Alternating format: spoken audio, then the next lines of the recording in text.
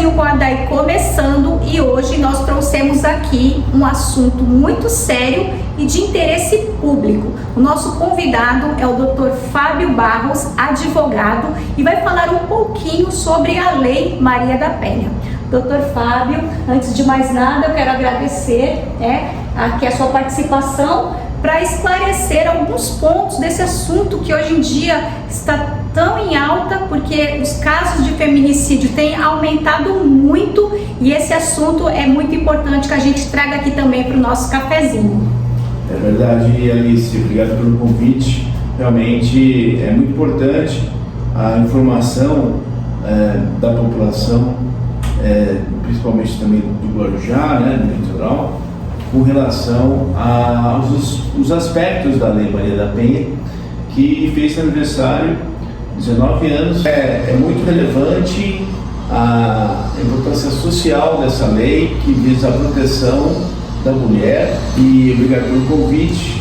Estamos aqui com a Alice, com esse grande instrumento de conhecimento e utilidade pública. Muito obrigada. Mas antes de nós entrarmos no assunto específico, eu gostaria que você falasse um pouquinho do Dr. Fábio, que veio de São Paulo e agora tem um escritório aqui no Guarujá.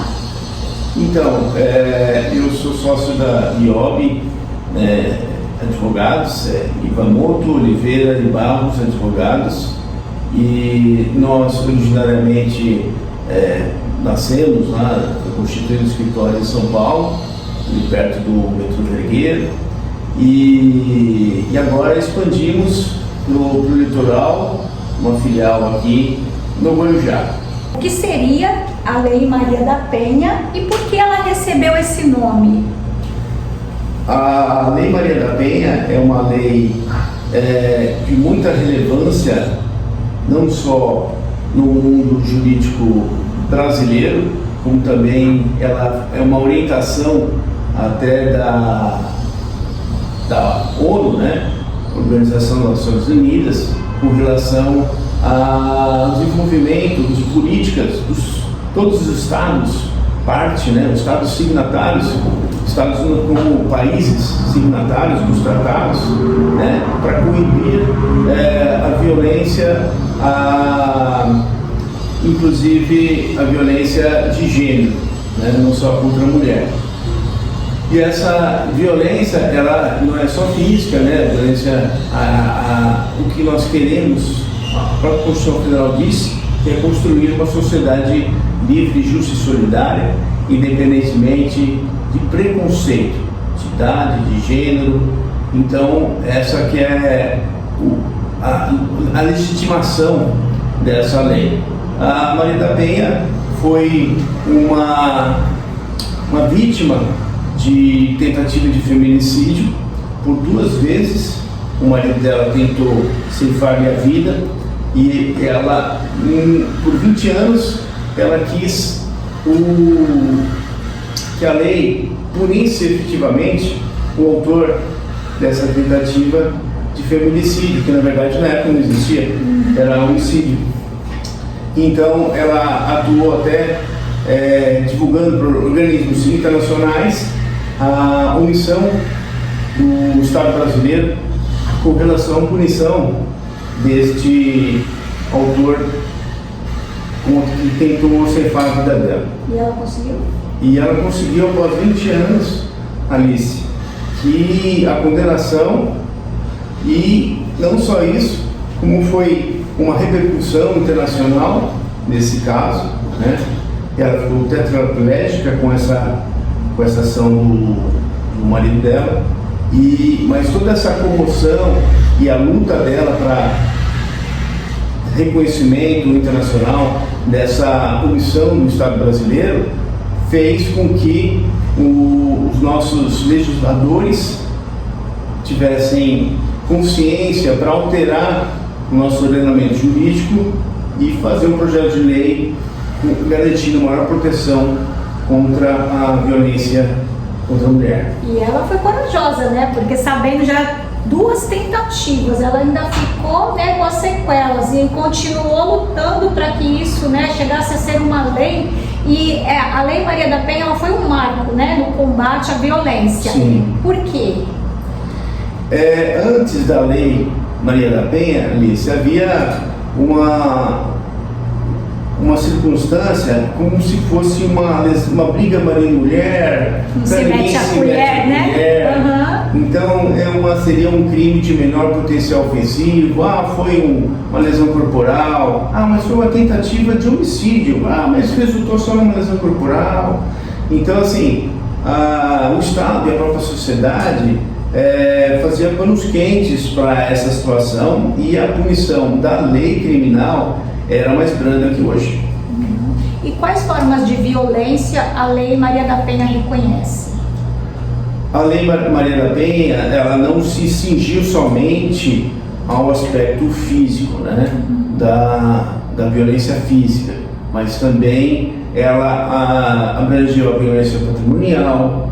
Quando a esposa depende do marido, né, muitas vezes, e o marido cerceia a liberdade dela de fazer um curso, ou de pagar com dinheiro da família fazer um curso profissionalizante, né, porque ele quer guardá-la em casa e não quer que ela progrida profissionalmente, muitas vezes. Então, assim, a violência patrimonial é quando o marido detém a maior capacidade financeira e acaba prejudicando ele limita, financeiramente, né, e até com destruição de bens da mulher. Isso acaba se enquadrando também como uma violência patrimonial.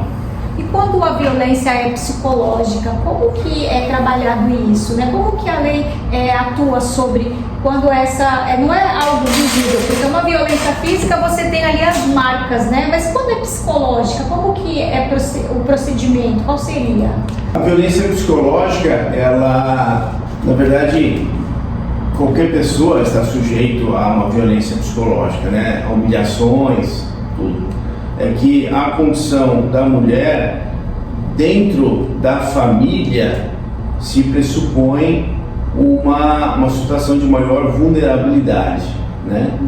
Inclusive, recentemente, a Lei Maria da Penha recebeu uma nova... deu para o Código Penal um novo crime, né, de violência psicológica.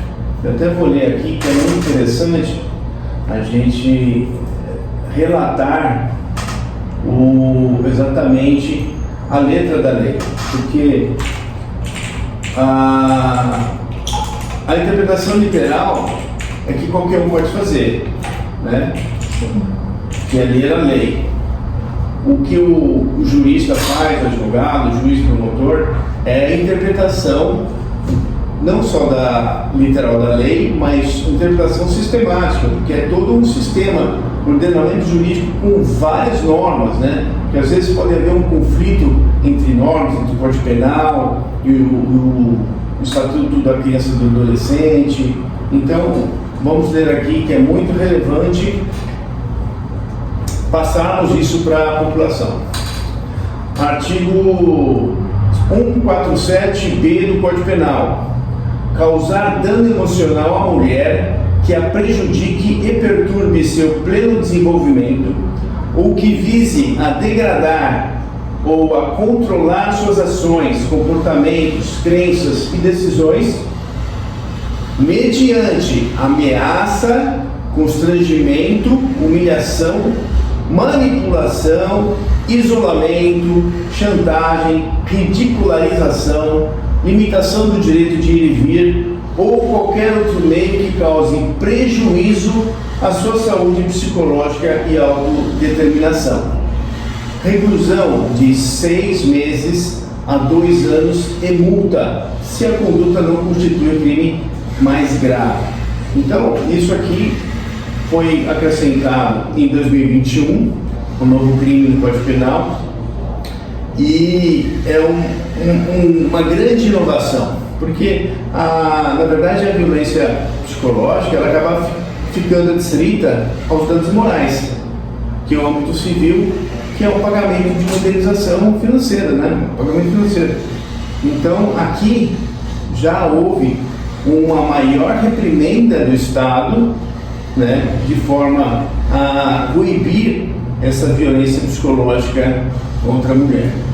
E às vezes, pelo texto lido, às vezes as mulheres não têm nem noção de que elas estão realmente sofrendo uma violência psicológica, né? Começa às vezes com xingamento, aí vai aumentando, né? Vai ficando mais grave, mas às vezes começa de leve, né? Sem essa percepção de que realmente é uma violência. Já havia, o xingamento já é constituído antes como um crime, é um crime de injúria. No capítulo dos crimes contra a honra, nós temos a injúria, que é o xingamento, a difamação, que é abalar a reputação da vítima, e também o terceiro crime contra a honra, que é a calúnia. A calúnia procede quando você imputa a alguém um crime que você sabe que é inocente. Então, são 3 crimes contra a honra que já existiam, né? E que são penas mais brandas que acontecem agora, né? Então, mas muitos se perguntam, né? Como interpretar o que é violência psicológica relevante para uma punição penal, né? Do direito penal, que é mais grave do que uma punição civil. Isso a jurisprudência acaba delimitando, com os casos concretos, ela vai delimitando, por isso a relevância da consultar sempre um advogado para entender a jurisprudência dominante no momento presente. Quais medidas protetivas as vítimas podem pedir? Em primeiro lugar, e usualmente mais as estatísticas demonstram, né, que é o afastamento do lar conjugal. O lar conjugal é a casa onde o casal mora. Então fica naquela situação tensa de violência, né? Às vezes a mulher já tem aquela situação, já foi agredida, né?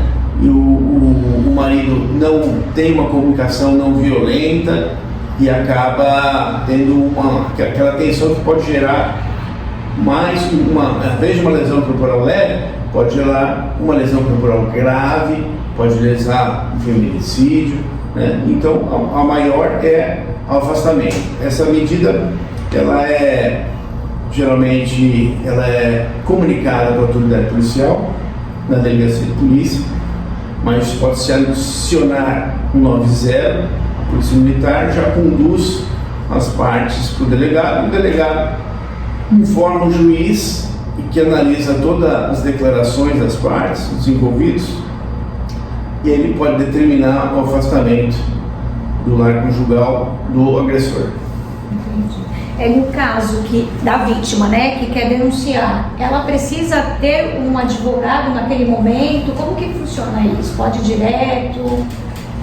Não precisa de um advogado para fazer a denúncia na delegacia de polícia, né? O advogado, ele é muito relevante porque às vezes a situação tem graus de gravidade, né? Então, às vezes você tem uma situação em que o marido está alcoolizado e quando ele é sóbrio ele não atua de forma agressiva. Às vezes a mulher quer cuidar dessa embriaguez dele e que ele faça um tratamento, ela quer preservar o casamento, reconhecendo o lado bom daquele marido e alguma agressão também mais leve. Então, eventualmente, ela também procura advogado para conhecer os direitos dela e as consequências de uma denúncia.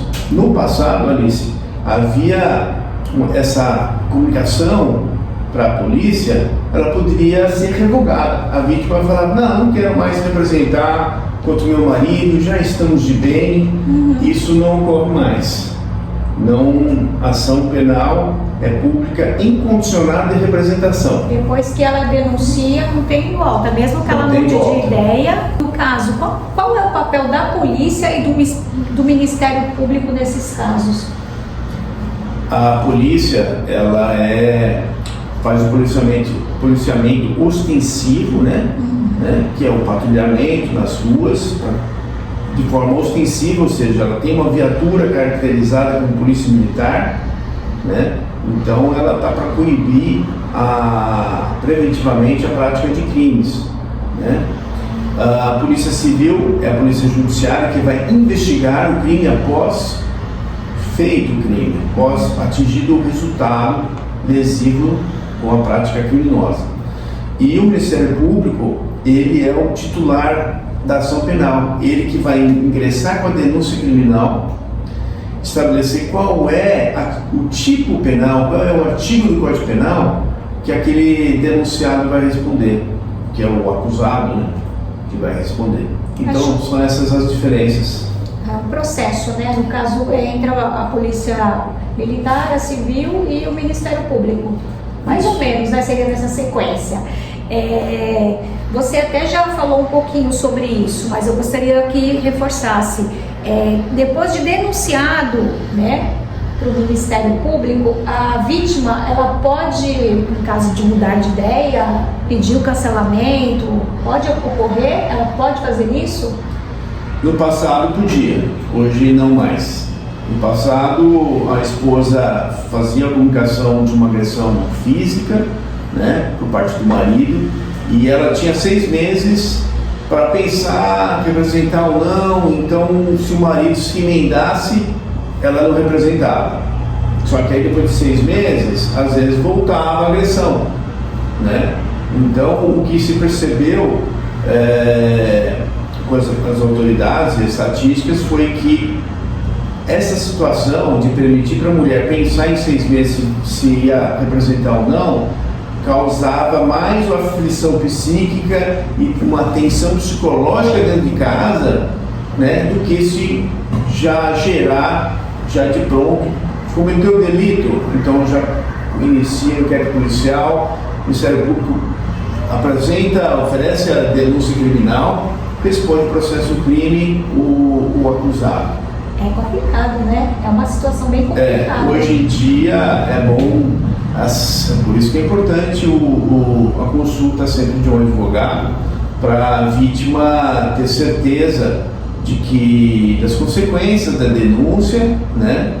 E até tentar antes, né, alguma solução alternativa, né, para a solução de conflitos, e uma terapia de casal,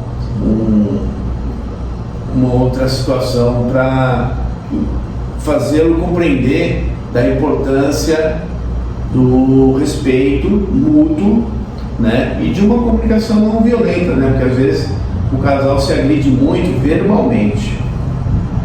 E a Lei Maria da Penha trouxe resultados concretos?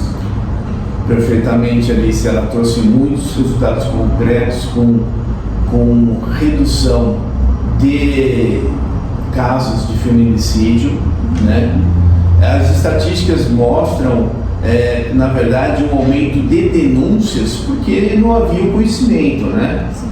Então, assim, nossa, após a lei está havendo um aumento da violência. Não necessariamente. A estatística, ela também tem que ser interpretada, né? Então, quando existe hoje mais conhecimento, maior divulgação dos aspectos dessa Lei Maria da Penha, é que mais mulheres começam se sentindo lesadas, agredidas e começam a denunciar. Por isso aumenta o número da estatística, mas elas já estavam sendo. Sim, é que dá a impressão de como começam a aparecer, né? As denúncias começam a surgir, aí a gente tem a impressão, nossa, está aumentando. Não, né? Porque já existiam, só que agora tem a consciência, né? Vai chegar um ponto em que essas estatísticas subindo, elas vão se acomodar, e aí depois o efeito da lei, que é justamente mudar o comportamento do agressor, né? É impedir que ele faça o crime, né? Por isso também são importantes também medidas preventivas de conscientização, né, do agressor, de uma comunicação não violenta, né, consultar sempre o seu advogado para solucionar as questões, para impedir que esse conflito vire uma coisa mais séria, mais grave, com lesões corporais entre as partes, né? Chega até o feminicídio, né? Sim. E existe crítica sobre a lei? Sim, existem algumas críticas, né? Já no STF já foi alegado inconstitucionalidade, porque ela dá um tratamento desigual para uma das partes. Você tem um casal, homem e mulher, então não, é uma violação do princípio da isonomia, princípio da igualdade, né? Mas o STF já, inclusive, com relação a feminicídio, né? Porque existe o feminicídio, uma pena maior para o autor de um crime de feminicídio, menor para o crime de homicídio, né? Então, na verdade, é que a justiça e a igualdade, ela é tratar os iguais igualmente e os desiguais desigualmente na medida da sua desigualdade. Então, esse trava-língua ficou complicado aí. Na verdade, assim, existem desigualdades, que no caso vulnerabilidades, que precisam ser protegidas dos demais iguais. Por exemplo, pessoas com deficiência também, né? O mercado de trabalho também fez a lei de cotas para garantir o quê? Um privilégio para a pessoa com deficiência? Não, não é um privilégio. Na verdade, é para reduzir a desigualdade. E no mercado de trabalho nós sabemos, existe sim homens com salários mais altos que das mulheres, existem nos relacionamentos conjugais, existe uma certa submissão da mulher ao homem, que é o provedor, né? Graças a Deus isso está mudando, né? Porque as mulheres estão atingindo independência financeira, tendo mais acesso a angariar mais níveis, né, mais elevados de promoções, mas ainda o Brasil necessita sempre avançar. Eu vou fazer uma pergunta que parece óbvia, tá? Mas não é tão óbvia assim. A quem se aplica a Lei Maria da Penha? A Lei Maria da Penha, à primeira vista, ela protege exclusivamente a mulher, mas não é só mulher, é o ambiente doméstico. Se há uma briga entre duas mulheres que dividem o apartamento numa república, né, e se agridem, também se aplica a Lei Maria da Penha. Pode haver uma medida protetiva de afastamento, a vítima pedir esse afastamento contra a agressora. Então, mulheres, no caso, nesse caso, entre mulheres. Uhum. Já avançou, inclusive, o entendimento do Supremo Tribunal Federal. A interpretação literal, ela é feita, mas existem outros processos de hermenêutica, de interpretação, né? E aí, interpretando-se o ordenamento jurídico, o STF também identificou que as pessoas trans, que são aqueles que nascem biologicamente do sexo masculino, mas que têm uma identidade de gênero feminino, elas também podem se utilizar de medidas protetivas da Lei Maria da Penha, tão somente medidas protetivas para se proteger de um agressor. Tá? Então, afastamento do lar, né? E isso para uma pessoa que não é mulher no sentido biológico. O STF fez essa evolução da interpretação literal da Lei Maria da Penha. É porque a primeira, assim, a gente acha que a Lei Maria da Penha se aplica apenas aos casais, né, homem e mulher, mas tem irmão e irmã também, no caso. Sim.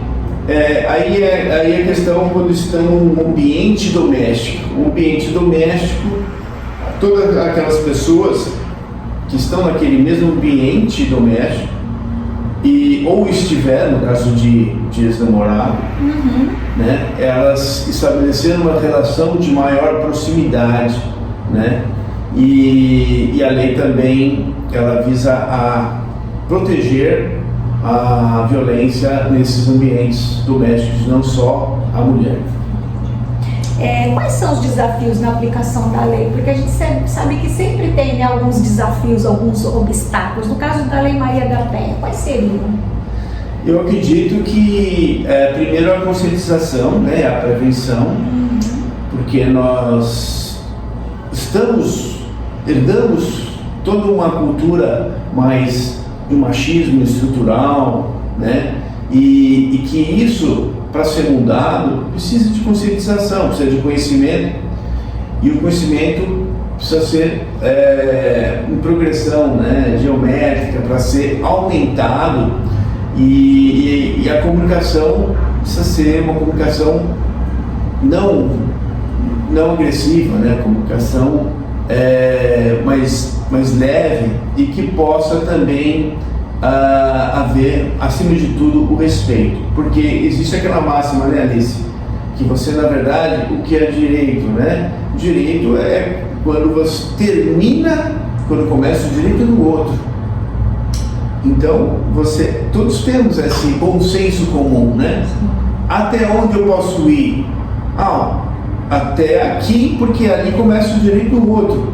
E agora, essa noção do limite, essa noção do limite que está sendo difícil hoje em dia se estabelecer. As pessoas não têm muito aquela certeza de até onde ela pode ir, até o limite. Por isso que é importante buscar conhecimento, buscar informação e, no caso mais graves, consultar sempre um advogado. Bom, gente, todos os bate-papos nós sempre pedimos uma mensagem, né? No dia de hoje é uma mensagem um pouquinho diferente. Doutor, eu gostaria que o senhor deixasse uma mensagem para as mulheres que de repente estão sofrendo algum tipo de violência, né? Às vezes um xingamento, que acha que não é nada. Qual mensagem o senhor deixaria para essas mulheres que estão sofrendo violência? Eu acredito que a lei está do lado delas, está bem mais grave para o agressor hoje em dia, né?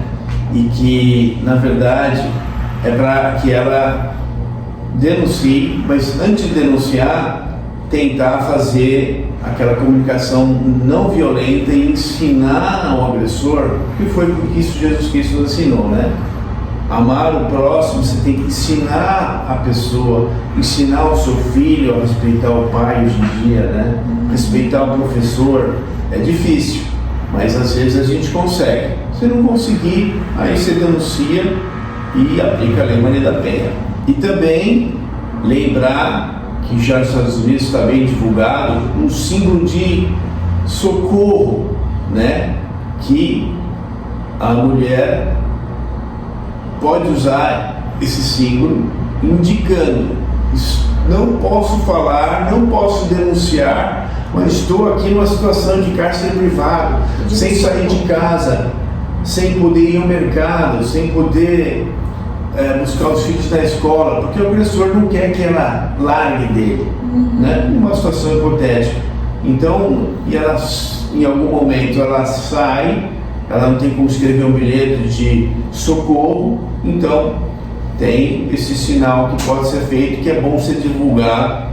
E outra, aquele ditado: briga de marido e mulher não se mete a colher. Isso a sociedade está consciente, está mudando, e as pessoas estão percebendo a vulnerabilidade maior da mulher e estão atuando sim. Cuidado você, agressor, na rua, porque você também pode ser punido. E falta conhecimento mesmo. Às vezes a mulher faz o sinal, mas as pessoas não sabem reconhecer que aquele é um sinal é um pedido de socorro, né? Então, falta de informação. Só mais uma questão, uma crítica, que assim, todo o direito implica numa responsabilidade, Alice. Se você ultrapassa o limite do direito da mulher, aí você pode ser o abuso do direito. O que seria o abuso do direito? Que às vezes a sociedade reclama, que é falsas acusações da mulher contra o marido para poder gerar um afastamento do lar e ficar longe dos filhos, né? Falta comunicação de crime. Falta comunicação de crime é crime prevento de Código Penal. Isso quando é um boletim de ocorrência. Se o boletim de ocorrência contra o acusado injustamente virar um inquérito policial e a denunciante, no caso, por exemplo, mulher, ela sabe que o acusado é inocente, isso é um crime mais grave contra a administração da justiça, chamado denunciação caluniosa.